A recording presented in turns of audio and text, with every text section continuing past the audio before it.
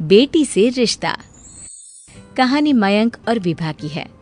मयंक एक अच्छी नौकरी करता था, लेकिन विभा की जाति का ना होने के कारण विभा के माता पिता शादी के लिए नहीं मानते हैं।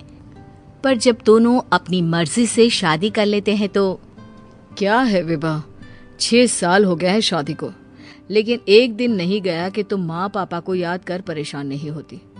मैं कितनी कोशिश करता हूँ कि तुम सब भूल जाओ। कोई नहीं भूल पाता है मयंक। माँ पापा को कोई कैसे भूल सकता है। तभी सास का फोन आता है। मान लो विभा से बात कर लो, आज उसे अपनी माँ की बहुत याद आ रही है। बेटा विभा, मैं आ जाऊं? हम दोनों चलेंगे तेरे माँ पापा के पास। बोलो। ना माँ जी, वो आप लोगों को कुछ बोलेंगे तो मुझे और भी बुरा लगेगा। आखिर आप भी मेरी माँ ही तो हैं। अरे सुन लेंगे ना यार, कोई बात नहीं, बोलेंगे ही ना। चलो माँ, मैं फोन रख रहा हूँ। वो क्या है ना, आज विभा को लेकर डॉक्टर के पास जाना है। बहुत दिनों से इसके सर पर लगातार दर्द हो रहा है।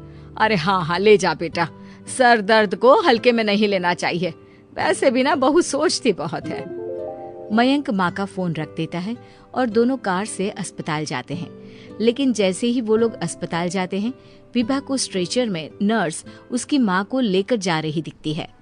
मयंक, माँ, मयंक वो मेरी माँ है।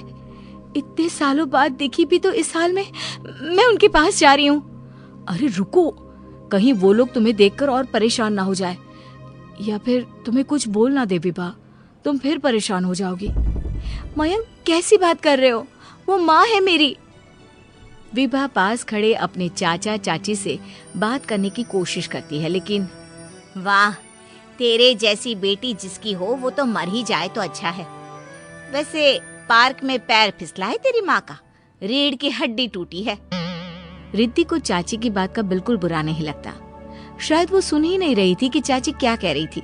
वो सीधे माँ के कमरे में जाती है। कौन है आप? ये मेरी माँ है, मेरा नाम रिद्धि। रिद्धि नाम है ना आपका? दर्द में भी ये आपका ही नाम ले रही थी। हाँ, ये सुनते ही रिद्धि का कलेजा मुंह में आ जाता है। ये वही माँ है जिसने कड़े शब्दों में ये कह दिया था कि अब तेरा मेरा रिश्ता खत्म। फिर रिद्धि का पति मयंक भी वहां आ जाता है। सामने खड़े होते हैं रिद्धि के पिता। पापा, क्या हुआ माँ को? वो पार्क में गिर पड़ी, रीढ़ की हड्डी में चोट आई है। रिद्धि पिता की तरफ देखती है, लेकिन पिता मुंह फेर लेते हैं। पता है मयंक, माँ दर्द में मेरा नाम ले रही थी। मेरी माँ मुझे याद कर रही थी मयंक। मैं माँ को कुछ नहीं होने दूंगी, देख लेना। हाँ रिद्धि, हम मिलकर माँ का ख्याल रखेंगे, उन्हें फिर से खड़ा कर देंगे। लेकिन भैया कहाँ है? रिद्धि पिता के सामने जाकर खड़ी हो जाती है। पापा, भैया कहाँ है? वो अमेरिका में है, वो नहीं आ पाएगा। रिद्धि फिर माँ की ओर ध्यान कर लेती है। उस पूरी रात रिद्धि माँ को देखती खड़ी रहती है। पिता मन ही मन सोचते हैं, जब इतना ही प्यार था तो क्यों चली गई किसी एक अजनबी के लिए हम सभी को छोड़कर। तभी डॉक्टर बाहर आते हैं। आपकी वाइफ को होश आ गया है, क्या मैं उनसे मिल सकता हूँ? जी नहीं, वो बार बार अपनी बेटी का नाम ले रही है। रिद्धि बेटा, तुम अंदर चली जाओ। माँ रिद्धि को देखकर रोने लगती है। बेटा, माँ के गले लग जा। मैंने तो सोचा था तेरा चेहरा देखे बिना ही मर जाऊंगी। ऐसे कैसे? भला मैं अपनी माँ को कुछ कैसे होने दे सकती हूँ? माँ उठने की कोशिश करती है, लेकिन वो उठ नहीं पाती। देखिए, आपकी रीढ़ की हड्डी में फ्रैक्चर है। मुझे प्यास लगी है, पानी पीना है। रुको माँ, मैं हूँ ना, मैं पिलाती हूँ पानी अपनी माँ को। कोई और नहीं आया? तेरे चाची चाचा आए थे माँ, पर शायद मुझे देखकर चले गए। जाने दे, इस वक्त भी पुरानी रंजिश देख रहे हैं। और रंजिश भी कैसी? माँ अपनी बेटी से नाराज ही तो थी। रिद्धि अब पूरे समय माँ के साथ रहती है। उनके हर काम को करने में उनका सहारा बनती है। फिर एक रोज, आज आपको चलने की कोशिश करनी थी, लेकिन हमारे फिजियो के डॉक्टर नहीं आए जो आपको पकड़कर चलाते, तो फिर आज। डॉक्टर साहब, मैं हूं ना, मैं माँ को चलने में मदद करूंगी। रिद्धि माँ को चलाती फिराती उनके खाने पीने का ख्याल रखती। ये लो, दवाई खा लो। नहीं, मैं रिद्धि के हाथ से खाऊंगी। ये क्या बात होती है? रिद्धि के हाथ से क्यों? वैसे भी अब कल से तुम्हारी छुट्टी होने वाली है, फिर तो मैं ही हूँ जो भी हूँ। तभी वहां रिद्धि आ जाती है। पापा, मैं बस कुछ मिनट के लिए डॉक्टर के पास गई थी। ये दवा। तुम्हारे पापा नहीं बताएंगे, लेकिन वो मुझे दवाई दे रहे थे। कल से मेरी छुट्टी है ना। लेकिन ये तो गलत दवाई है पापा।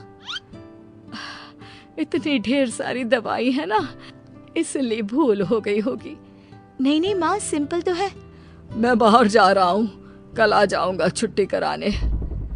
अगले दिन पिता अस्पताल से माँ को ले जा रहे होते हैं कि रिद्धि बेटा, इतनी जल्दी किसी की छुट्टी नहीं हो पाती, ऐसे रीढ़ की हड्डी के मामले में।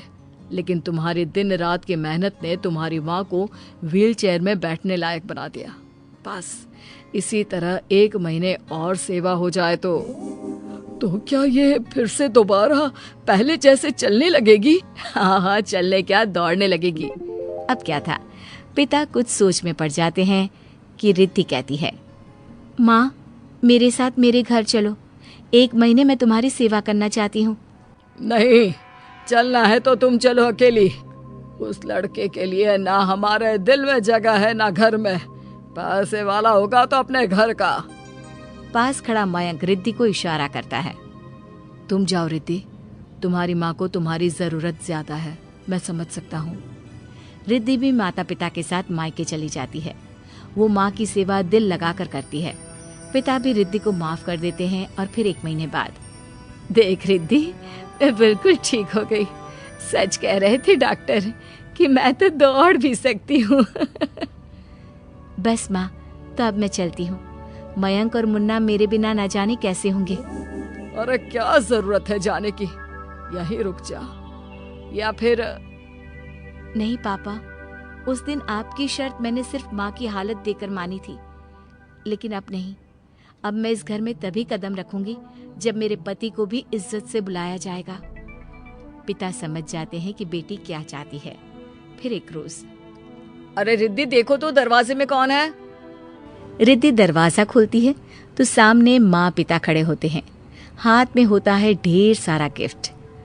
कहाँ है मेरे दामाद जी? मयंक और रिद्धि माता पिता को देखकर खुश हो जाते हैं और माँ मुन्ने को गले लगा लेती है।